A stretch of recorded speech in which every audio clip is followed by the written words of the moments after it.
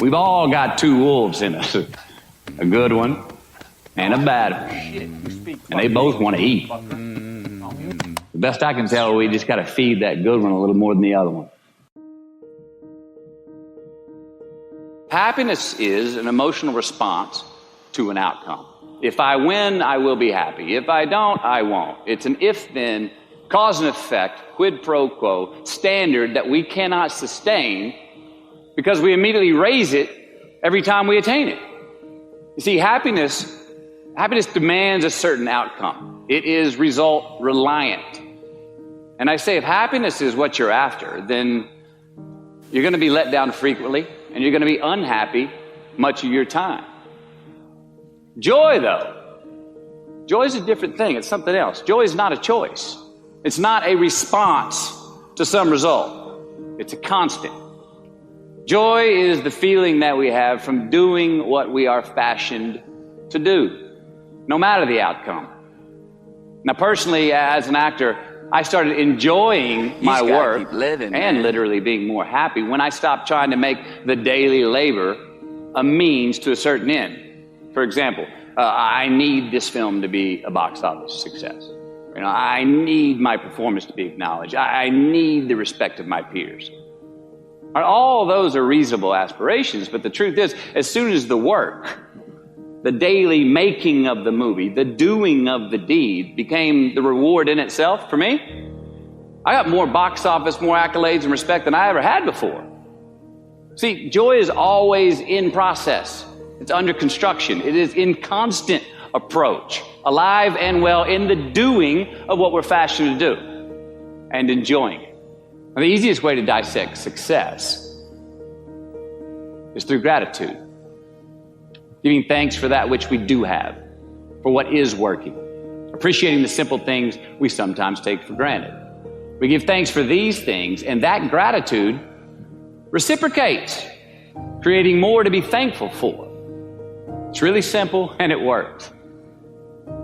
Now, I'm not saying be in denial of your failures. No, we can learn from them too, but only if we look at them constructively, as a means to reveal what we are good at, what we can get better at, what we do succeed at. All right, life's a verb. We try our best, we don't always do our best. And since we are the architects of our own lives, let's study the habits, the practices, the routines that we have that lead to and feed our success, our joy, our honest pain, our laughter, our earned tears. Let's dissect that and give thanks for those things. And when we do that, guess what happens?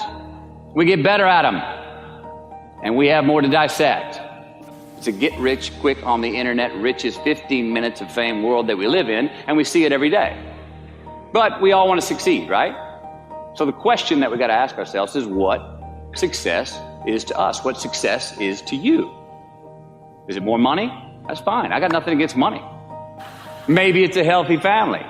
Maybe it's a happy marriage. Maybe it's to help others, to be famous, to be spiritually sound, to leave the world a little bit better place than you found it. Continue to ask yourself that question.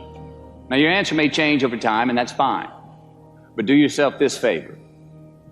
Whatever your answer is, don't choose anything that will jeopardize your soul. Prioritize who you are, who you want to be, and don't spend time with anything that antagonizes your character. Don't drink the Kool-Aid, man. It tastes sweet, but you will get cavities tomorrow. All right, life is not a popularity contest. Be brave, take the hill, but first answer that question, what's my hill? Well, for me, it's a measurement of 5 things. We got fatherhood. We got being a good husband. We got my health, mind, body, and spirit. We got career, and we got friendships. These are what's important to me in my life right now. Because I want to keep all 5 in healthy shape. And I know that if I don't take care of them, if I don't keep up maintenance on them, one of them is going to get weak, man. It's going to dip too deep into the debit section. It's going to go bankrupt. It's going to get sick, die even. So first, we have to define success for ourselves. And then we have to put in the work to maintain it. Take that daily tally. Tend our garden. Keep the things that are important to us in good shape. Defining ourselves by what we are not is the first step that leads us to really knowing who we are. You know that group of friends that you hang out with that they really might not bring out the best in you? You know, they gossip too much, or they're kind of shady. They really aren't going to be there for you in a pinch. Or how about that bar that we keep going to that we always seem to have the worst hangover from? Or that computer screen, right? That computer screen that keeps giving us an excuse not to get out of the house and engage with the world and get some real human interaction. Or how about that food that we keep eating, the stuff that tastes so good going down, it makes us feel like crap the next week, we feel lethargic and we keep putting on weight? Well, those people, those places, those things, stop giving them your time and energy. Just don't go there. I mean, put them down. And when you do this, when you do put them down, when you quit going there, and you quit giving them your time, you inadvertently find yourself spending more time and in more places that are healthy for you, that bring you more joy. Why? Because you just eliminated the who's, the where's, the what's, and the when's that were keeping you from your identity. Like, trust me, too many options, I promise you this, too many options will make a tyrant of us all. All right, so get rid of the excess, the wasted time. Decrease your options. And if you do this, you will have accidentally, almost innocently, put in front of you what is important to you by process of elimination. Knowing who we are is hard. It's hard. So give yourself a break. Eliminate who you are not first, and you're going to find yourself where you need to be. Make voluntary obligations. I'm talking about the ones that we make with ourselves, with our God, with our own consciousness.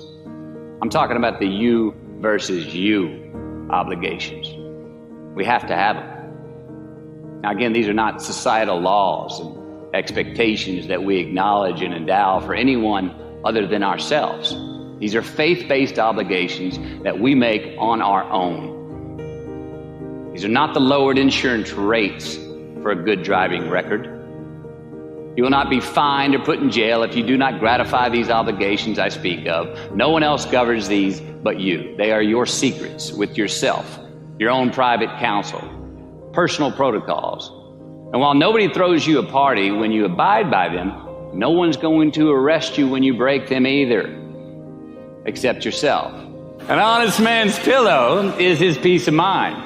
And when you lay down on that pillow at night, no matter who's in your bed, we all sleep alone. These are your personal Jiminy Crickets, and there are not enough cops in the entire world to police them. It's on you. It's on you. We do our best when our destinations are beyond the measurement, when our reach continually exceeds our grasp, and when we have immortal finish lines. And when we do this, the race is never over. The journey has no port. The adventure never ends because we are always on the way. So do this, and let somebody else come up and tap you on the shoulder and say, hey, you scored. Let them run up and tap you on the shoulder and say, man, you won. Let them come tell you, you can go home now. Let them say, I love you too. Let them say, thank you. Take the lid off the man-made roofs that we put above ourselves and always play like an underdog.